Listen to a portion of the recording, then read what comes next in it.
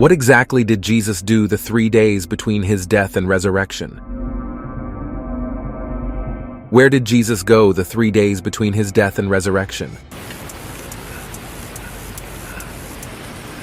It is finished.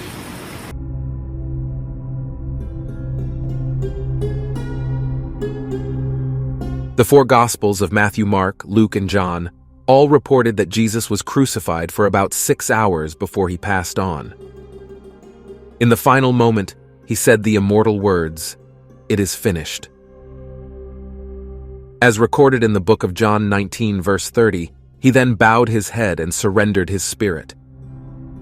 His body remained in the cross only for a short time before it was taken down and wrapped for burial by Joseph of Arimathea, with the help of Nicodemus, one of his followers. 3 days later, his body and spirit were reunited, and he rose from the dead. After his resurrection, he showed himself to his disciples, starting with Mary Magdalene. Thereafter, he ascended on to heaven. However, many have wondered what happened in the 3 days between his death and his resurrection. Where did Jesus go? What did he do? This episode will attempt to answer these questions.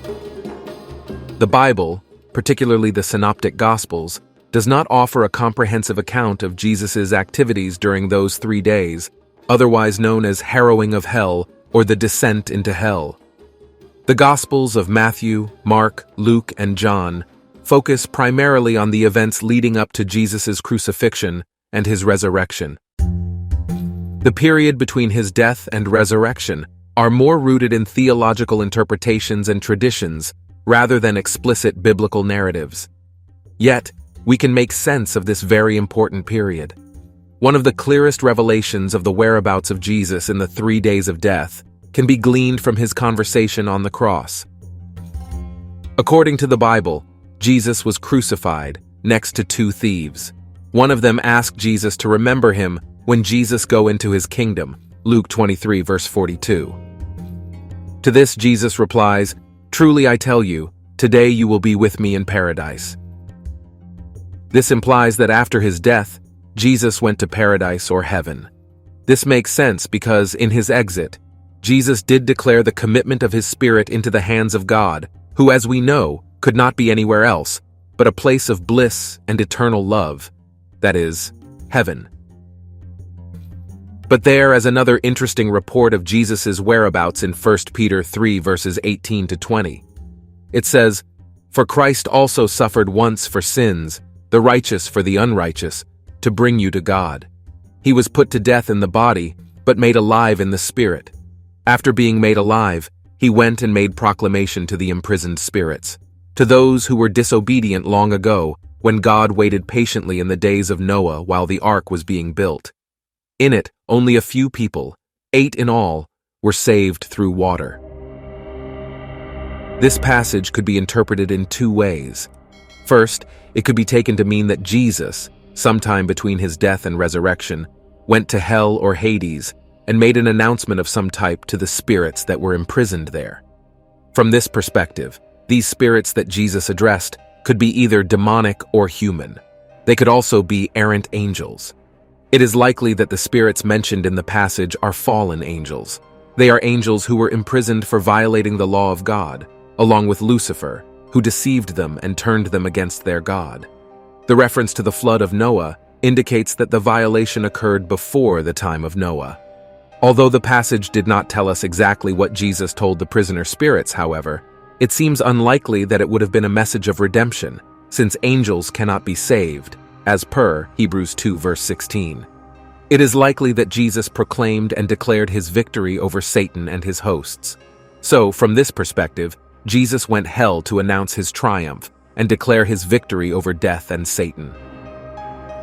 Another Bible passage that tells us of the whereabouts and activities of Jesus in the 3 days between his death and resurrection is Ephesians 4, verses 8 to 10.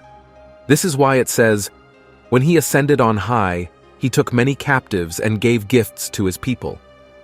What does he ascended mean except that he also descended to the lower earthly regions? He who descended is the very one who ascended higher than all the heavens in order to fill the whole universe. As Paul wrote, referencing Psalm 68 verse 18, when Jesus ascended on high, he took many captives. This is interpreted to mean that Jesus, after securing their salvation on the cross, gathered all the redeemed who were in paradise and took them to their permanent dwelling in heaven. These were people like Abraham, David, Joshua, Daniel, Lazarus, the thief on the cross, and everyone else who had previously been justified by faith and led them from Hades, that is, the dwelling place of the dead, to their new spiritual home. Another way to interpret Ephesians 4 is that in the 3 days between death and resurrection, Jesus defeated and caged our spiritual enemies, that is, the devil, death, and the curse of sin. He then ascended on high, that is, returned to heaven victoriously as God. This perspective is also founded in Matthew 12 verse 40, which says, "For as Jonah was 3 days and 3 nights in the belly of a huge fish, so the Son of Man will be 3 days and 3 nights in the heart of the earth." Finally, it is important to note that the details of what exactly transpired during those 3 days are not explicitly outlined in the Bible, and that and various Christian traditions hold different perspectives on the matter. Yet we do have Jesus' own words on the matter. He said, "Today you will be with me in paradise." This gives us the confidence to say that he went to paradise after proclaiming his victory over death and completing his work of redemption. Thank you for watching. Let me know what you think in the comments section. Please support us by subscribing, liking, and sharing this video. God bless you.